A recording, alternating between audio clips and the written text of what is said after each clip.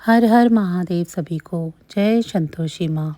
अगर आप शुक्रवार का व्रत करते हैं तो शुक्रवार की व्रत कथा अवश्य सुननी या पढ़नी चाहिए। ऐसा करने से माता की कृपा प्राप्त होती है, पूजा अर्चना संपूर्ण होती है।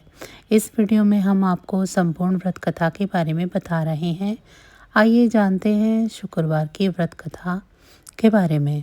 एक गांव में एक बुढ़िया रहती थी जिसके 7 बेटे थे। 6 बेटे कमाने वाले थे और एक बेटा निकम्मा था।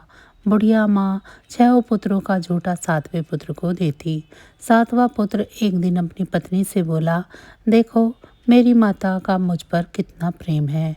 वह बोली, क्यों नहीं, सबका झूठा बचा हुआ तुमको खिलाती है। वह बोला, जब तक अपनी आंखों से न देखे मान नहीं सकता। पत्नी ने हंसकर कहा, देख लोगे तब तो मानोगे।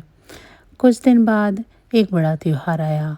घर में 7 प्रकार के भोजन और चूरमा के लड्डू बने। वह अपनी पत्नी की बात को जांचने के लिए सिर दर्द का बहाना बनाकर पतला कपड़ा सर पर लेकर रसोई में जाकर सो गया और कपड़े से सब देखता रहा। 6 भाई भोजन करने आए। उसने देखा माँ ने उनके लिए सुंदर सुंदर आसन बिछाए, 7 प्रकार की रसोई परोसी और आग्रह कर करके उन्हें भोजन कराती रही। वह सब देखता रहा। 6 भाई भोजन करके उठ गए। तब माँ ने उनकी 5 थालियों में से लड्डुओं का टुकड़े को उठाया और एक लड्डू बनाया। झूठन साफ कर माँ ने उसे पुकारा, उठ बेटा उठ, तेरे भाइयों ने भोजन कर लिया, तू भी उठकर भोजन कर ले। उसने कहा, मुझे भोजन नहीं करना है, मैं प्रदेश जा रहा हूँ। माता ने कहा, कल जाना हो तो आज ही जा। वह बोला, हाँ हाँ जा रहा हूँ। यह कहकर वह घर से निकल गया। चलते समय उसे पत्नी की याद आई। वह गौशाला में कंडे थाप रही थी। वहाँ जाकर वह बोला, मेरे पास तो कुछ नहीं है, यह अंगूठी है, सो ले लो और अपनी कोई निशानी मुझे दे दो। वह बोली, मेरे पास क्या है, यह गोबर भरा हाथ है। यह कहकर पत्नी ने उसकी पीठ पर गोबर के हाथ की थाप मार दी। वह चला गया। चलते चलते दूर देश में पहुंचा। वहां एक साहूकार की दुकान थी। वहां जाकर बोला, सेठ जी मुझे नौकरी पर रख लो। साहूकार को नौकर की सख्त ज़रूरत थी। साहूकार ने कहा, काम देखकर तनख्वाह मिलेगी। उसने कहा, सेठ जी आप जैसा ठीक समझो। उसे साहूकार के यहाँ नौकरी मिल गई। वह वहाँ दिन रात काम करने लगा। कुछ दिन में दुकान का लेन देन, हिसाब किताब, ग्राहकों को माल बेचना, सारा काम करने लगा। साहूकार के 7-8 नौकर थे। वे सब चक्कर खाने लगे, लेकिन उसने अपनी लगन, परिश्रम और ईमानदारी से सभी को पीछे छोड़ दिया। उसे अपने किए का फल मिला। सेठ ने भी उसका काम देखा और 3 महीने में ही उसे मुनाफे में साझेदार बना लिया। परिश्रम करते करते 12 वर्ष में ही वह एक नगर का नामी सेठ बन गया और सेठ अपना सारा कारोबार उस पर छोड़कर बाहर चला गया। इधर उसकी पत्नी पर क्या बीती वह सुने। सास ससुर उसे दुख देने लगी। गृहस्थी का काम करवाकर उसे लकड़ी लेने जंगल में भेजते। इस बीच घर की रोटियों के आटे से जो भूसी निकलती, उसकी रोटी बनाकर रख दी जाती और फूटे नारियल की नरेली में पानी दिया जाता। इस तरह दिन बीतते रहे। एक दिन जब वह जंगल में लकड़ी लेने जा रही थी, तब उसे रास्ते में बहुत सी स्त्रियां संतोषी माँ का व्रत करती दिखाई दी। यह वहाँ खड़ी होकर पूछने लगी, बहनों तुम ये किस देवता का व्रत कर रही हो और इसके करने से क्या फल होता है? इस व्रत के करने की क्या विधि है? यदि तुम अपने इस व्रत का विधान मुझे समझाकर कहोगी तो मैं तुम्हारा बड़ा एहसान मानूंगी। उनमें से एक स्त्री बोली, सुनो, यह संतोषी माँ का व्रत है। इसके करने से निर्धनता, दरिद्रता का नाश होता है, लक्ष्मी आती है, मन की चिंताएं दूर होती हैं, मन को प्रसन्नता और शांति मिलती है, निपुति को पुत्र मिलता है, प्रीतम बाहर गया हो तो वह शीघ्र लौट आता है, कुंवारी कन्याओं को मन पसंद वर मिलता है, चलता मुकदमा खत्म हो जाता है, कलह कलेश की निवृत्ति हो, मुख शांति रहती है। घर में धन जमा न हो तो जायदाद का लाभ भी होता है तथा और भी मन में जो कुछ भी कामना हो सब संतोषी माँ की कृपा से पूरे हो जाते हैं, इसमें कोई संदेह नहीं है। वह पूछने लगी, यह व्रत कैसे किया जाता है, यह भी बताओ तो बड़ी कृपा होगी। वह स्त्री कहने लगी, बिना परेशानी, श्रद्धा और प्रेम से जितना भी बन सके प्रसाद लेना, 5.25 पैसे या 5.25 आने तथा इससे भी ज़्यादा शक्ति और भक्ति के अनुसार गुड़ और चना लें। हर शुक्रवार को निराहार रहकर कथा कहना सुनना। इसके ओम बीज कम इसके ओम बीज कम नहीं टूटे। लगातार नियम पालन से करना होगा। सुनने वाला कोई न मिले तो घर का दीपक जलाकर उसके आगे जल के पात्र को रख कथा कहना, परंतु नियम न टूटे। जब तक कार्य सिद्ध न हो नियम पालन करना और कार्य सिद्ध हो जाने पर व्रत का उद्यापन करना। 3 मास में माता पूरा फल प्रदान करती है। यदि किसी के ग्रह खोटे हैं तो भी माता 1 वर्ष में अवश्य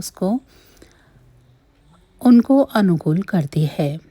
कार्य सिद्ध होने पर उद्यापन करना चाहिए, बीच में नहीं। उद्यापन में 2.5 सेर आटे का खाजा और इसी अनुसार खीर या चने का साग बनाना। 8 बच्चों को भोजन कराना। जहाँ तक मिले देवर जेठ भाई बंधु कुटुंब के लड़के लेना। न मिले तो रिश्तेदारों और पड़ोसियों के लड़के बुलाना। उन्हें भोजन करा यथाशक्ति दक्षिणा दे। माता का नियम पूरा करें।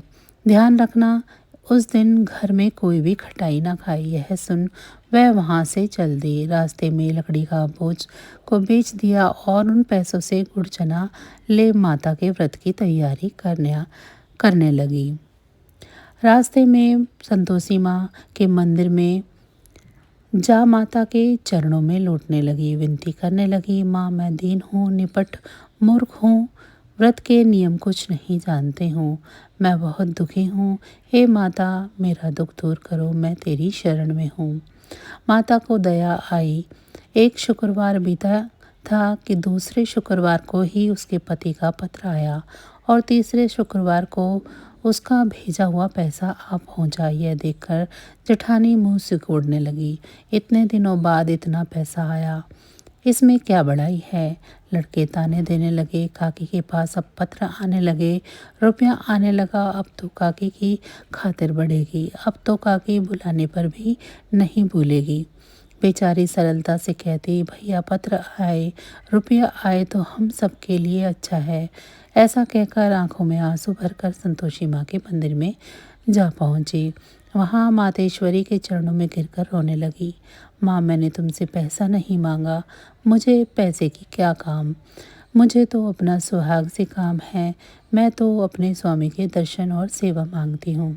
तब माता ने प्रसन्न होकर कहा, जा बेटी तेरा स्वामी जल्द ही आएगा। यह सुन खुशी से बावली हो वह घर आकर काम करने लगी। संतोषी माँ विचार करने लगी, इस भोली पुत्री से मैंने कह तो दिया है कि तेरा पति शीघ्र आएगा, पर आएगा कहाँ से, वह तो इसे स्वप्न में भी याद नहीं करता। उसे इसकी याद दिलाने के लिए मुझे ही जाना पड़ेगा। संतोषी माता ने उस बुढ़िया के बेटे को स्वप्न में समझाया, पुत्र तेरी घरवाली कष्ट उठा रही है। वह बोला, हाँ माता मुझे मालूम है, परंतु क्या करूं, वहाँ कैसे जाऊं, प्रदेश की बात है, लेन देन का सारा हिसाब किताब है, कोई जाने का रास्ता नज़र नहीं आता, आप ही कोई राह दिखाएं कि वहाँ कैसे जाऊं। माँ कहने लगी, सवेरे नहा धोकर संतोषी माँ का नाम ले, घी का दीपक जला दंडवत कर और दुकान पर जा बैठना। देखते ही देखते तेरा लेन देन सब चुक जाएगा, जमा माल सब बिक जाएगा, सांझ होते होते धन का ढेर लग जाएगा। वह अगले दिन सुबह जल्दी उठा। उसने अपने मित्र बंधुओं परिचितों से स्वप्न में माता द्वारा कही गई बात कह सुनाई। वे सब उसकी बात सुनकर उसकी खिल्ली उड़ाने लगी। वे कहने लगे कि कहीं अब कभी सपने की कोई बात भी सच्ची होती है। एक बूढ़ा व्यक्ति बहुत समझदार था। वह बोला, देखो भाई मेरी बात मानो, इस तरह सांच या झूठ कहने के बदले देवता ने जैसा कहा है वैसा ही करना। तेरा क्या जाता है। बूढ़े की बात मानकर नहा धोकर उसने संतोषी माँ को प्रणाम किया, फिर दीपक जलाकर दुकान पर जा बैठा। शाम तक धन का ढेर लगाया। वह हैरान हुआ। मन में संतोषी माँ का नाम ले प्रसन्न होकर घर जाने के वास्ते गहना कपड़ा व सामान खरीदने लगा। सब काम से निपट कर अपने घर को रवाना हुआ। उधर उसकी पत्नी जंगल में लकड़ी काटने गई थी। लौटते वक्त थक जाने के कारण संतोषी माँ के मंदिर में विश्राम करने बैठ गई। यह तो उसका रोज रुकने का स्थान था। धूल उड़ती हुई देखा तो उसने माता से पूछा, हे माता, यह धूल कैसी उड़ रही है। माँ ने कहा, हे पुत्री, तेरा पति आ रहा है। अब तू ऐसा कर, लकड़ियों के 3 भुज बना ले, एक नदी के किनारे रख, दूसरा मेरे मंदिर पर और तीसरा अपने सर पर रख। तेरे पति को लकड़ी का गट्ठा देखकर मोह पैदा होगा। वह यहाँ रुकेगा, नाश्ता पानी बनाकर खाकर माँ से मिलने जाएगा। तू लकड़ी का बोझ उठा कर जाना और बीच चौक में गड्ढा डालकर 3 आवाज़ें जोर से लगाना। लो सासू जी, लकड़ियों का गट्ठा लो। को भूखी को 2 रोटी, नारियल के खोपरे में पानी दो। आज कौन मेहमान आया है। संतोषी माँ की बात सुनकर वह बहुत अच्छा माँ कहकर प्रसन्न मन से लकड़ियों की 3 बोझ बना लाई। एक नदी के तट पर, दूसरा माता के मंदिर पर रख। इतने में ही मुसाफिर वहां पहुंचा। सूखी लकड़ी देखकर उसकी इच्छा हुई कि अब यहीं विश्राम कर ले और भोजन बनाकर खा पीकर गांव चले। इस प्रकार भोजन कर विश्राम कर वह अपने गांव में आ गया।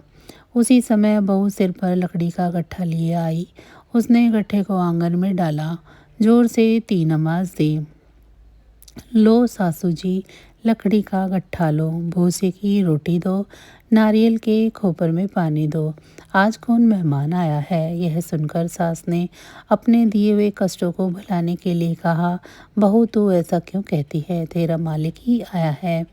बैठ, मीठा भात खाकर कपड़े गहने पहन। पत्नी की आवाज़ सुनकर उसका स्वामी बाहर आया और उसके हाथ में पहनी अंगूठी देखकर व्याकुल हो गया। उसने माँ से पूछा, माँ ये कौन है। माँ बोली, बेटा तेरी ही पत्नी है। आज 12 वर्ष हो गए हैं जब से तू गया है। तब से सारे गांव में जानवर की तरह भटकती फिरती है, कामकाज कुछ नहीं करती, 4 समय आकर खा जाती है। अब मुझे देखकर भूसे की रोटी और नारियल के खोपरे में पानी मांगती है। वह बोला, माँ मैंने इसे भी देखा है और तुम्हें भी। मुझे दूसरे घर की चाबी दो, मैं वहाँ रहूँगा। ठीक है बेटा, जैसी तेरी मर्जी, कहकर माँ ने चाबी का गुच्छा बेटे के सामने रख दिया। उसने दूसरे घर को खोलकर सारा सामान जमाया। एक ही दिन में वह राजा के महल जैसा ठाट बाट बन गया। अब क्या था, वह सुख भोगने लगी। अगला शुक्रवार उसने पति से कहा, मुझे संतोषी मात का उद्यापन करना है। पति बोला, बहुत अच्छा, खुशी से कर लो। वह उद्यापन की तैयारी करने लगी। जेठ के लड़कों को भोजन के लिए कहने गई। उन्होंने मंजूर किया, परंतु पीछे से जेठानी ने अपने बच्चों को सिखाया, देख रहे भोजन के समय सब खटाई मांगना, जिससे उसका उद्यापन पूरा न हो सके।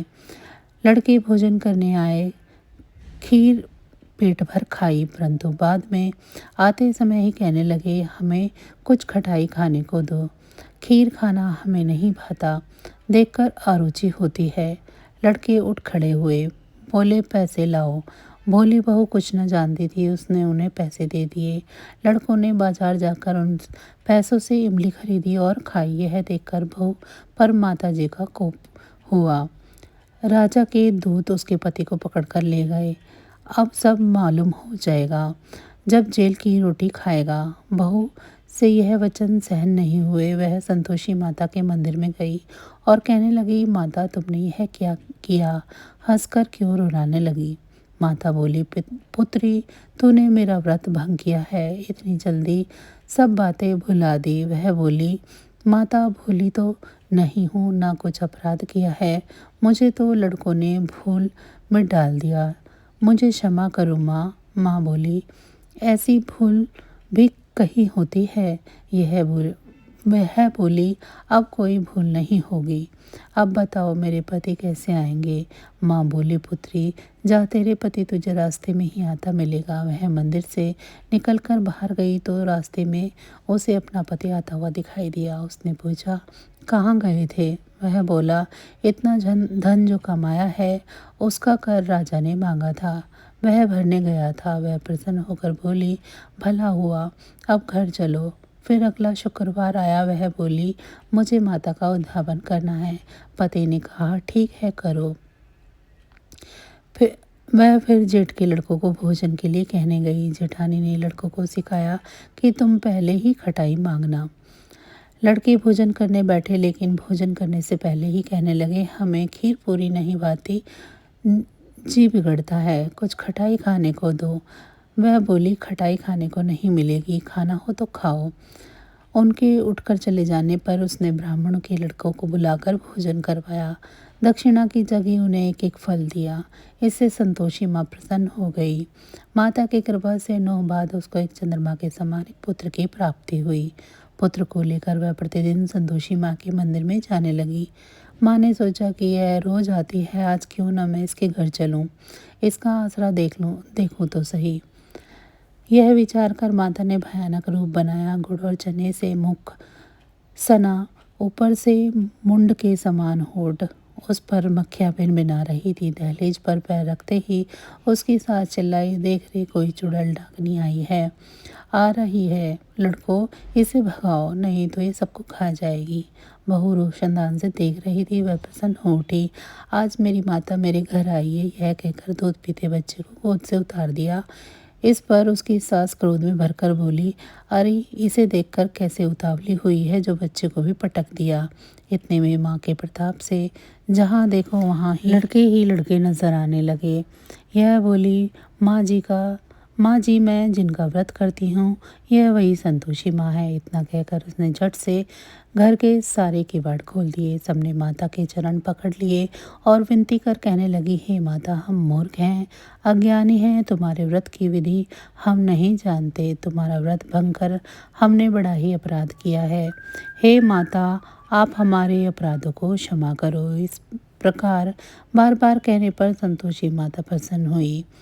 इसके बाद उसकी सास कहने लगी, हे संतोषी माता, आपने बहू को जैसा फल दिया है वैसा सबको देना। जो यह कथा सुने या पढ़े उसके सभी मनोरथ पूर्ण करना। तो बस आज की जानकारी इतनी ही थी। फिर मिलेंगे हम आपको ऐसी ही किसी अन्य जानकारी के साथ अगली वीडियो में। अगर आपको मेरी ये जानकारी अच्छी लगी है तो वीडियो को लाइक करें। चैनल को अभी तक सब्सक्राइब नहीं किया है तो ऐसी ही जानकारियों के लिए चैनल को सब्सक्राइब कर लें। आप पर और आपके परिवार पर सदैव संतोषी माँ की कृपा दृष्टि बनी रहे।